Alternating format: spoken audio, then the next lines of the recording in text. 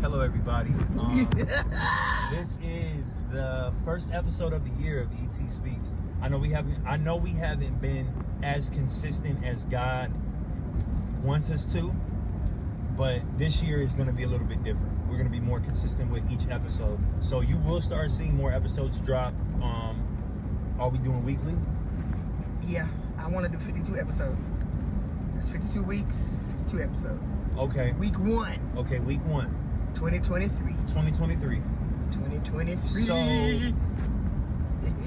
the topic of today is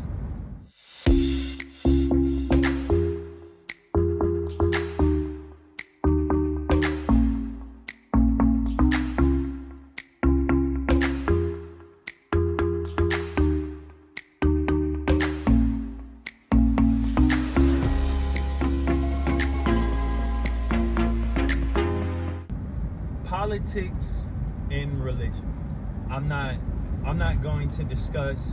going to talk about what party I prefer and which one I don't, but what I am going to speak on is, as Christians, what we have to do is we have to separate ourselves from the old school way of thinking. Which I mean by, what do you mean by that, Eli? Because we all want to know. Yeah, we all want to know. Me personally, and I know I'm probably going to get a lot of backlash and a lot of flack for saying this, but I'm going to just be humble. Now, before you say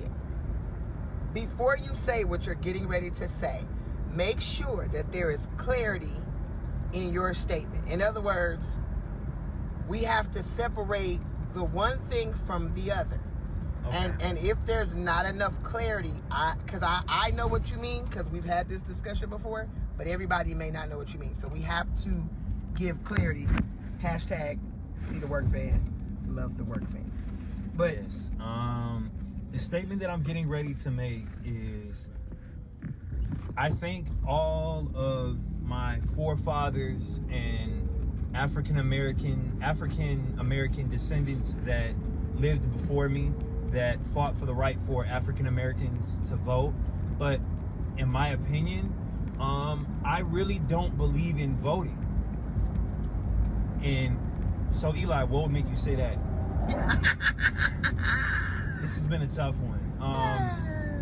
I want to be the first person to say, not to get off subject, it's going backwards and then going forward. Okay. Is us as African Americans, we have to stop being afraid of what people think when we open our mouths. We have to be very conscious about what we say, because anything can be taken out of context. Oh yes. For me, I'm not going to say for me, because now I'm making this a selfish thing. But no, you can speak for you. You can speak from your point of view. I'm going to make it. I'll make it personal. I don't believe in voting because, well, yes, I don't believe in voting nowadays because there are too many devices of influence that are at work that we're up against. Even if 1 million black people were to go to the ballot and read what is inside or in deep on a person's agenda, if you were to read it for face value instead of just skimming over it like we normally do, you will actually see, even though they're a likable person, their agenda goes completely against the moral compass of what America was supposed to be founded on. So for me, if you don't have $1 million and the person that is, you can correct me if I'm wrong, a person that is a lobbyist have all of this money, at the end of the day, you could take 1 million black people and have them vote for a law locally, and if that group of lobbyists don't want that law to pass, they can persuade that governor or whatever position that your local council, well, not your local councilman, no, but your local officials, yeah, they can persuade those officials to have it go a certain way. So at the end of the day, am I thankful that we have the right to vote? Yes. Do I believe that voting matters? It does. But for me, personally, there's certain instances where I don't believe voting does work, because if you vote with the intent to see change, but you don't really research and study what is being voted for. See, we're always promoted to vote for our presidents. We have always been indoctrinated into voting for a president. We've always been indoctrinated or taught to vote for a Congress, but we've never really focused in on voting for your local mayor, voting for your local councilman, voting for your governor. We've never been taught that, because they are the ones that actually, if we vote the right way, can bring change in the state that you live in. Go ahead. Okay, I had to raise my hand. So this stems from a discussion we were having on the way to church this morning. Shout out to Restoration of Life through Jesus Christ's Ministries, Apostles Gregory and Junie Kelly. Hashtag Dad says, if you having a season where you feel like you off, go in your kitchen cabinet and grab all the Old Bay that you can find, or all the McCormick that you get your hands on, and throw it on whatever it is that you need to throw it on, and eat it and have it go away. Stay blessed. Stay blessed. Okay, so, oh Lord. Basically, this stems from a conversation we were having this morning. And what I said to Elijah, or Marcellus, or however y'all know him, because he has so many names. What I said to him this morning was that the problem is not the lobbyists necessarily, because our votes is what dictates what laws get passed. The lobbyists have an influence on their agenda being buried in these laws that are being voted on. And so what ends up happening is, because we don't read, the old saying is, if you don't want a black person to know something, put it in a book. I say it's not just black people.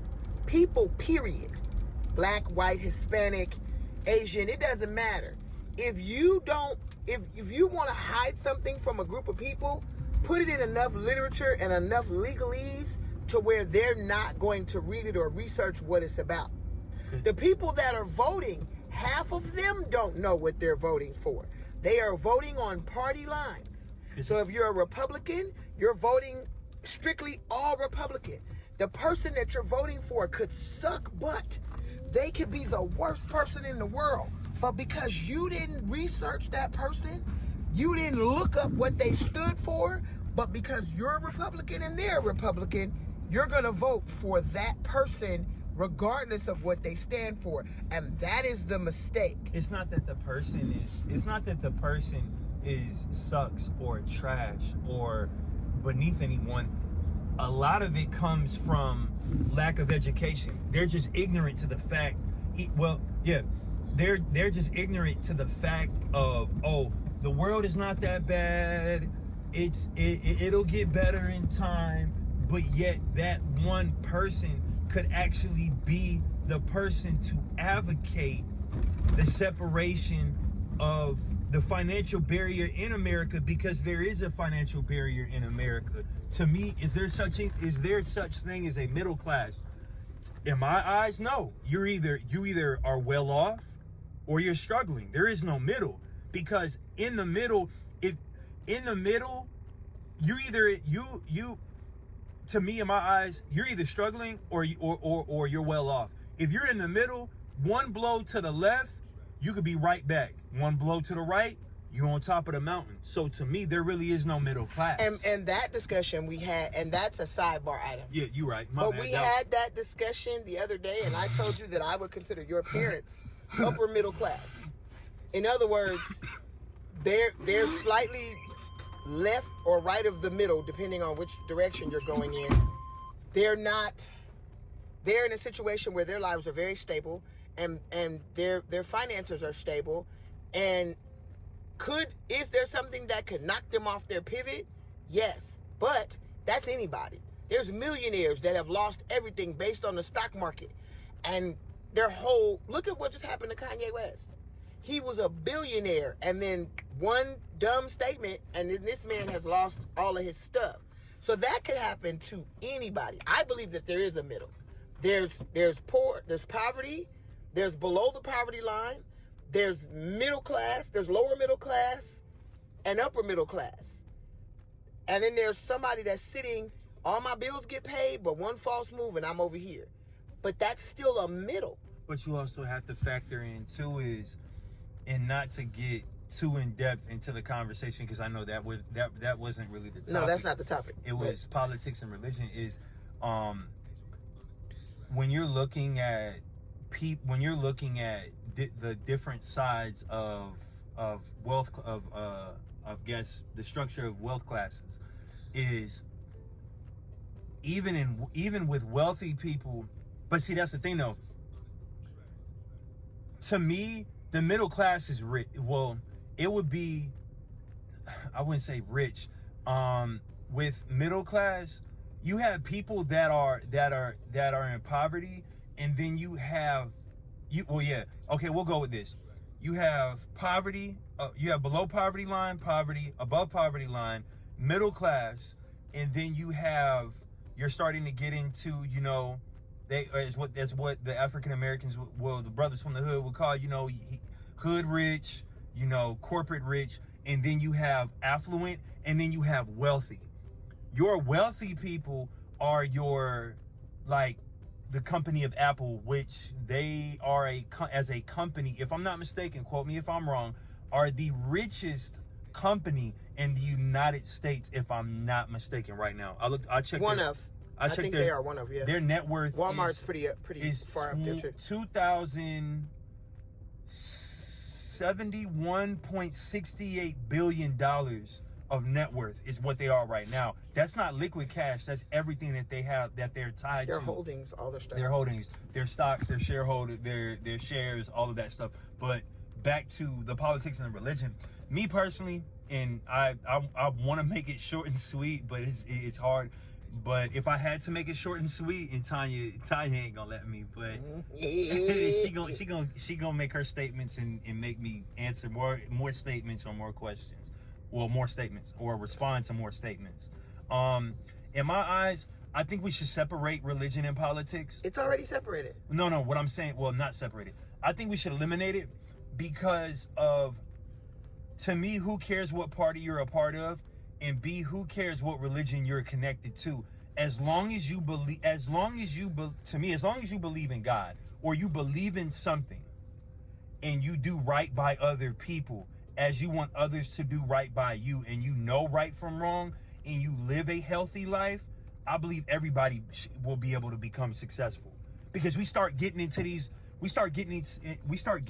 semantics of, oh, that person's a Muslim, that person's a Buddhist, that person's a Hindu, that person's an atheist, that person's agnostic, that person is a Wiccan, that person's a Mormon, and that person is that religion. But see, the beauty of it is, I'm not supposed to bash you for what you believe in. That's not the sole purpose of it. The sole purpose is to live a righteous life and treat others the way that you want to be treated. And instead of voting to preserve a party, why not vote to better your country?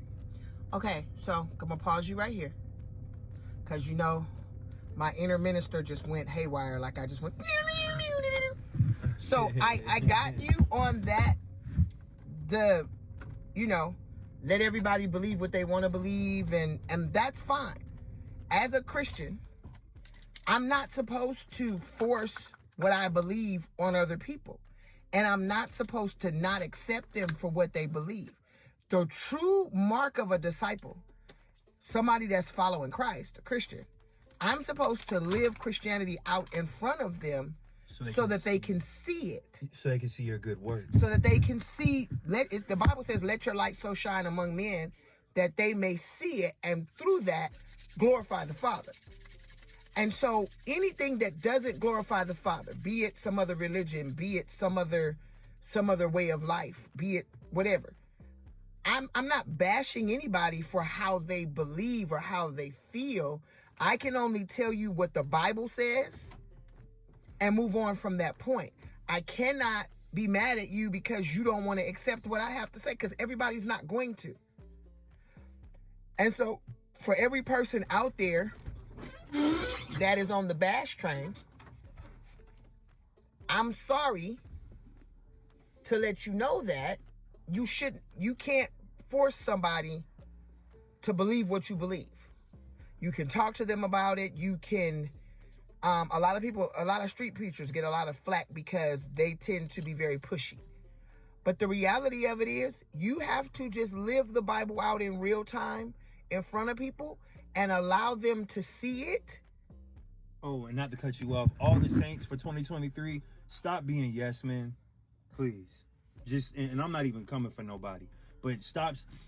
If you know a person that you are connected to and they ask you to do something and you say no and they have a problem, just don't even call them a friend. Don't even associate with them no more, because the only thing they're doing is holding you back. And that's the problem. And on that note, so where we left off was I was talking about basic evangelism, really, to be honest with you, and how there's a such thing as street evangelism. I'm gonna play in my hair, y'all, while I talk to y'all. There's a such thing as street evangelism, and then there's a such thing as a lot of times street preachers are accused of being really pushy. And so that was where I left off. My husband said something very profound and jumped out of the van trying to escape from Alcatraz. And I politely paused. And I probably would, had he not said what he said when he slid out the van, I might not have brought it back up. I might have just paused it right there and started over when we got in here. But what he said was so deep. I'm going to say it again because I need the absorption of that. I need that to be like Vaseline. That was a lotion moment. You need to absorb that. What he said was, saints, in 2023, if you're dealing with some folks that you always got to say yes to even have them as your friends, they are not your friends. And that hit me, pow! Oh, it didn't hit me because I have a lot of people like that left in my life, or that I have a lot of people like that period in my life. It just hit me because that was just deep to me. Like, that was a deep, deep statement, and I don't know where it came from. So, oh no, I'll finish with that. So that was just something in the depths. Mm-hmm. Okay. So what we were talking about, and we had gone off into a different direction, but to bring it back around to where he started this whole conversation, what we were talking about was religion and politics. And my husband's position is that politics and religion are basically the ruin of society, basically. What I wanted to say, and then I'm going to hopefully, because he's playing a rousing game of Madden, and yeah, so you may or may not get as much conversation out of him now as you got in the car when there's no distractions. However, as he giggles, I wanted to point out that what people fail to acknowledge is that our ancestors in the 60s and before, who fought, bled, marched, and died for us to have rights, those rights also say that if we don't want to, we have the right not to. And sometimes people forget that. It's one thing to tell me that I can't because of the color of my skin. So I cannot at all. I don't have the right to vote. I don't have the right not to vote. I don't have the right. If I show up at the polls, I'm subject to get killed. There's so many laws in place that if I try to do it, I may get injured, spit upon, laughed at. So all of those things are now gone. And it was a predetermined thought process that once we were given the right to vote, that we then should in essence always exercise that right to vote. But rights, as Cat Williams said, human rights mean that you have the right to not do it if you don't want to. And although our betters, our elders, our forefathers, our parents could tell us, hey, you should vote. But if you don't want to, you have the right to do that too.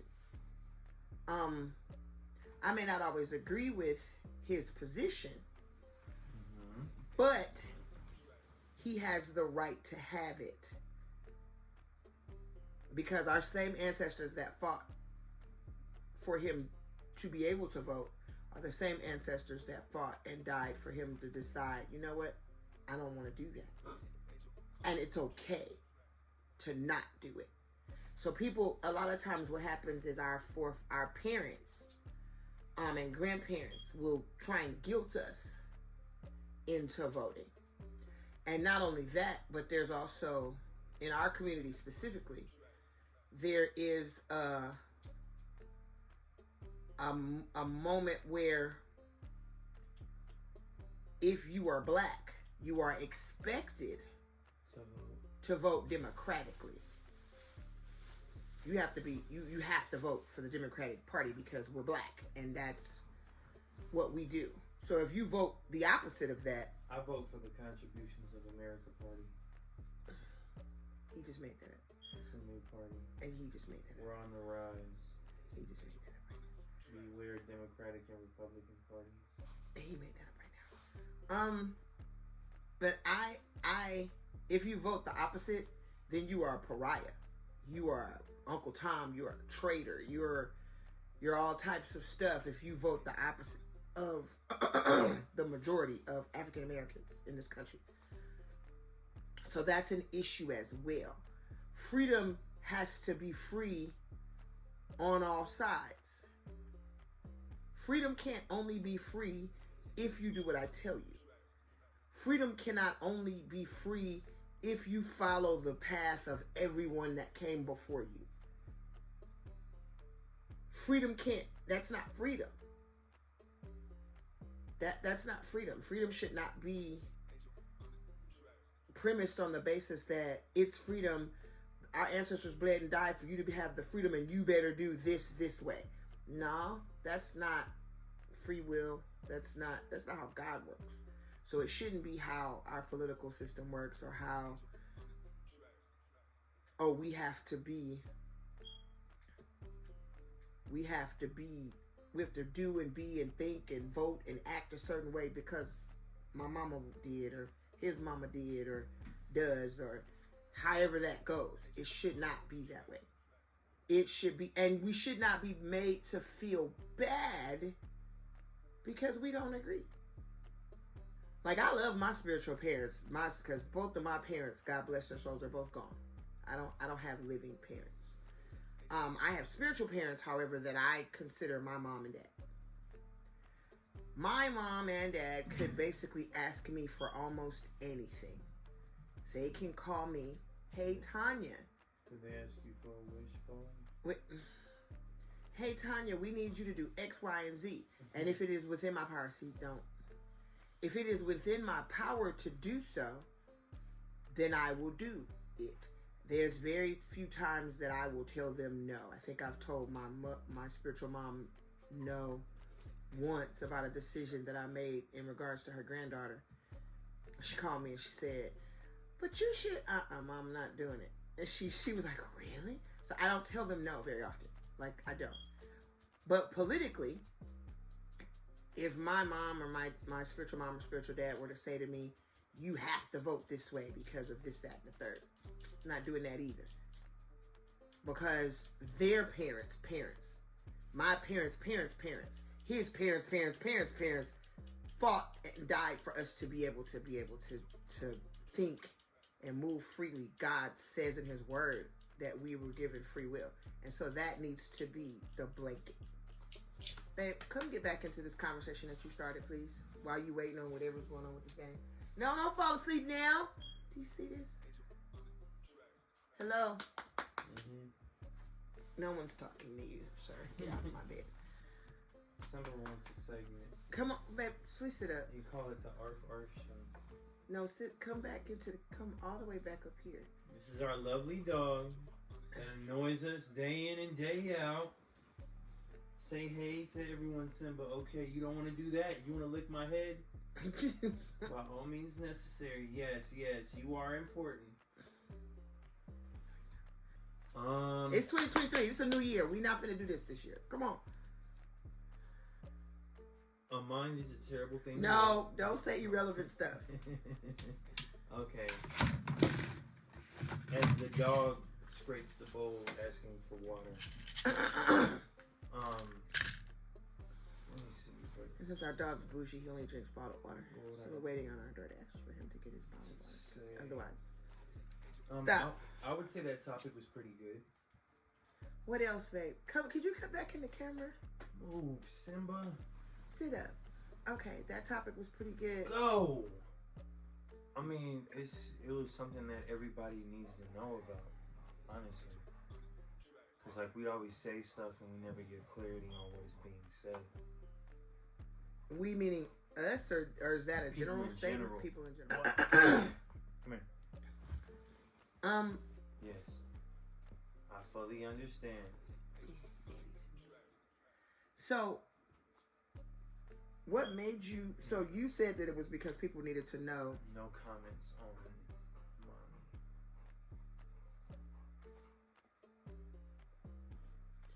mommy. And so we have to. So what was because the thing that you said earlier, you said that religion and politics are man-made. Mm-hmm. So I want to know, because I have a thought process on that as well. Give it. But I'm going to ask you this question first. Hardy har. What is the different? What if religion is man-made and we are Christians? Uh-huh. If religion is man-made, yes, then what are you supposed to have? A relationship. Ah, there it is. So, and that's what a lot of people don't have. A lot of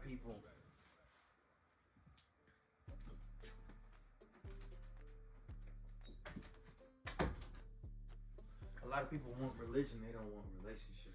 So they want the traditions of Christ or Christendom. But they don't want the They don't want Christ. They don't want the responsibility that they want God. They want God. They just don't want the responsibilities that come with it.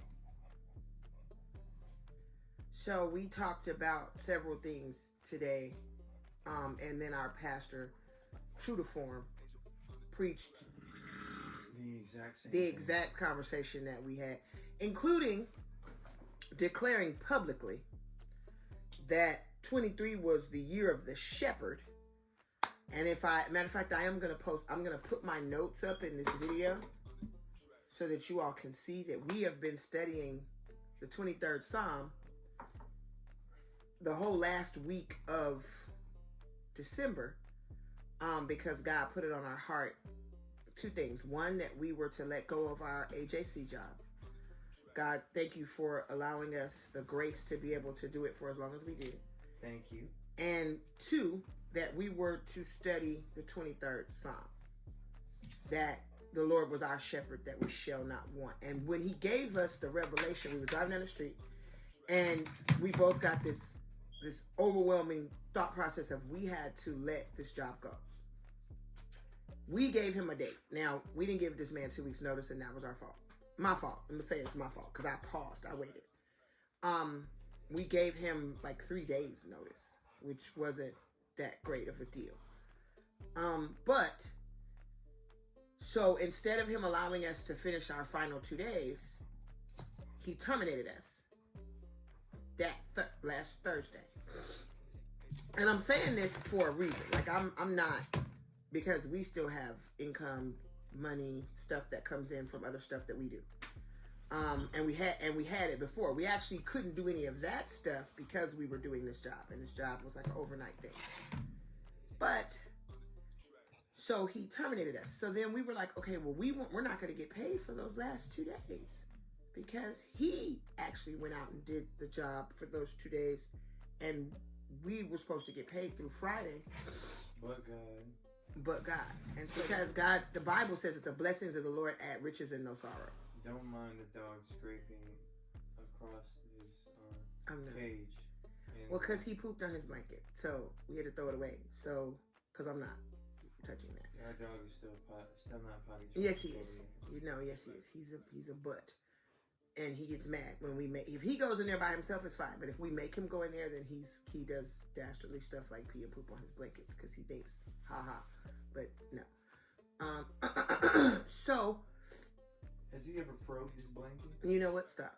So, because the blessings of the Lord add riches and no sorrow, when we did that, mind you, we're tithing.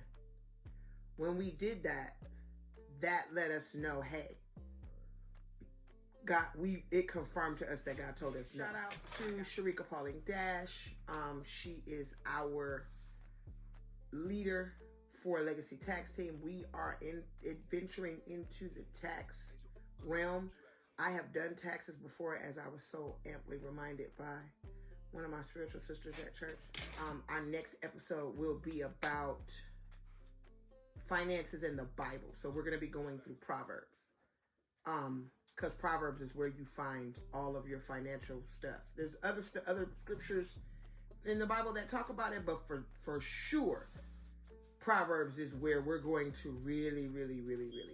And we are declaring this is the year of Psalms 23. So we will be reading that every day. I am on verse 3 in my little Bible study thing that I was doing. Apostle introduced it last night at Watch Night. We didn't get to Watch Night, but we were able to go to service today. And so he continued. And so we are going to be continuing to break down Psalms 23. And so besides looking at Psalms 23, we will also be looking at Proverbs in our ET Speaks and talking about finances and different things that we will be involved in and helping business owners and lay people that don't have businesses but that they need write-offs. There's so many programs and things that are going on that if you guys tap in with us, your lives are going to be better. And we are going to be very, very transparent. We are going to be hot this year, specifically hot, humble, open, and transparent. Shout out to Mike Todd. This season, I'm not going to put his out there, but it's going to be working out. At the same time, I'm actually going to put my credit report out. None of my pertinent information, but my scores will be visible for all to see, and they are trash. So, and I'm going to let you guys watch the process of me actually cleaning up my credit. And we are moving into 2023 with a plan, budgets in place, and a different mindset. So whatever mistakes we made last year, we will not repeat them this year. So, any last words, sir?